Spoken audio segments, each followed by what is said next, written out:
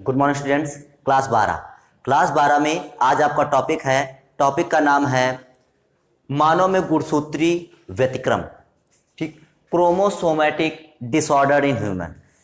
आपने पिछले कुछ वीडियो में सबसे पहले आपने पढ़ा था कि जो एक्स लिंक संलग्न जो गुण होते हैं वो किस प्रकार से रोग उत्पन्न करते हैं। फिर उसके बाद में जो दूसरे प्रकार के रोग पढ़े थे वो थे जीनी व्यतिक्रम। मानव में कुछ जीनी व्यतिक्रम, उसमें आपने एल्बिनिज्म पढ़ा और जो है एल्केप्टोन्यूरिया पढ़ा। ठीक, इस प्रकार से आपने कई रोग पढ़े। अब आपका जो टॉपिक शुरू हो रहा है वो है मानव में गुणसूत्री व्यतिक्रम।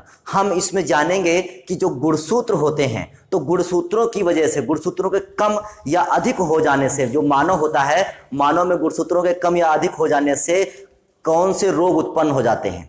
ठीक, आपने सिंड्रोम सुना होगा, तो हमें जानेंगे इसमें सिंड्रोम क्या होता है। तो आज का टॉपिक है मानव में गुणसूत्री व्यतिक्रम। तो जानते हैं गुणसूत्र समूह उत्परिवर्तनों के कारण, जो गुणसूत्र समूह होता है उत्परिवर्तनों के कारण गुणसूत्रों की संख्या बदल जाती है। मतलब जो टोटल नंबर ऑफ क्रोमोसोम होते हैं, मतलब जो जितने भी गुणसूत्रों का समूह होता है, तो गुणसूत्रों के समूह में अगर उत्परिवर्तन हो जाता है तो उत्परिवर्तन के कारण गुणसूत्रों की संख्या बदल जाती है।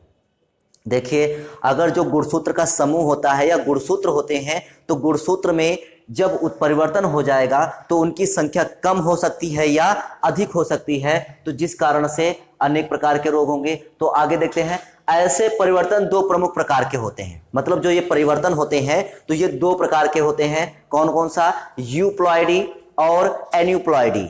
यूप्लॉइडी क्या होता है और एन्यूप्लॉइडी क्या होता है, तो आगे पढ़ते हैं। पहली हेडिंग है यूप्लॉइडी।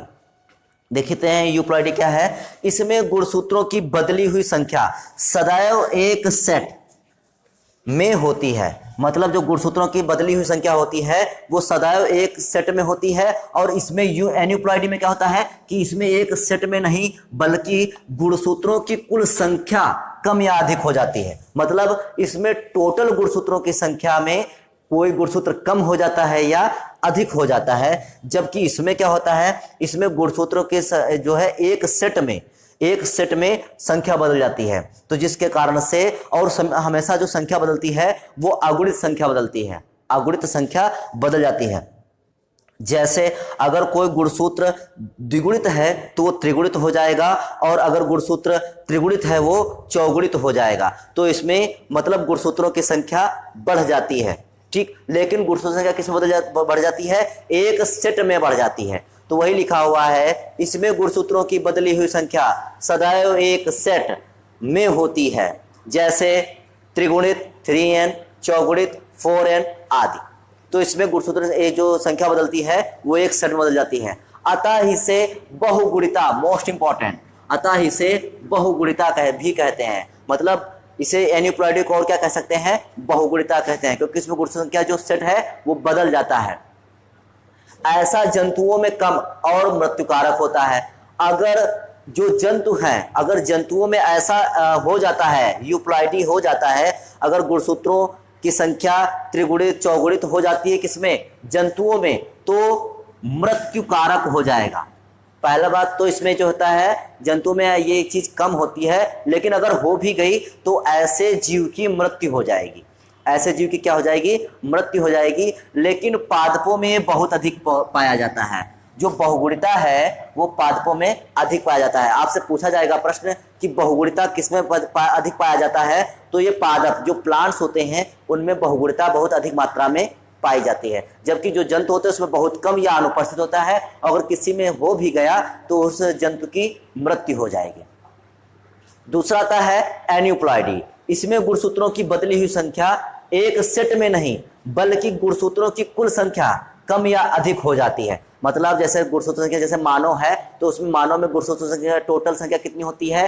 23 जोड़ी अर्थात 46 होती है। और जो गुणसूत्रों की संख्या 46 है तो उसमें या तो एक गुणसूत्र बढ़ जाएगा या फिर एक गुणसूत्र कम हो जाएगा। तो इसमें कुल जो संख्या होती है वो कम या अधिक हो जाती है। ठीक, कम भी हो सकती है और अधिक भी हो सकती है। इससे अब जब गुणसूत्र की संख्या कम या अधिक हो गई तब क्या होगा? तो इसमें शरीर के कई लक्षण एक साथ प्रभावित होकर असाधारण या रोग दशा का प्रदर्शन करते हैं। अगर गुणसूत्रों की संख्या कम हो गई या अधिक हो गई तो इससे होगा क्या कि इससे जो लक्षण है, शरीर के जो लक्षण हैं, शरीर के लक्षण हैं वो प्रभावित हो जाएंगे और शरीर असाधारण और रोगग्रस्त हो जाएगा। शरीर कैसा हो जाएगा? असाधारण हो जाएगा या रोगग्रस्त हो जाता है। मतलब इसमें क्या होगा कि किसी व्यक्ति की गर्दन बहुत मोटी हो जाएगी, सर बहुत छोटा हो जाएगा, हाथ पैर बहुत छोटे रह जाएंगे, तो इस प्रकार से वो असाधारण या रोगग्रस्त हो जाएगा।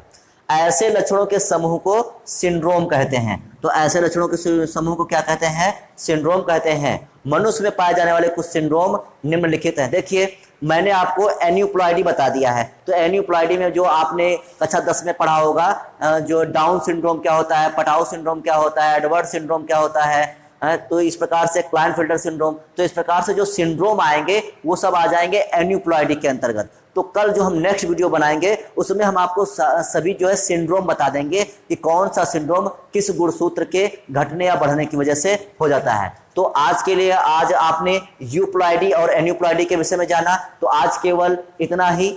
बाकी फिर नेक्स्ट वीडियो में, तब तक के लिए धन्यवाद।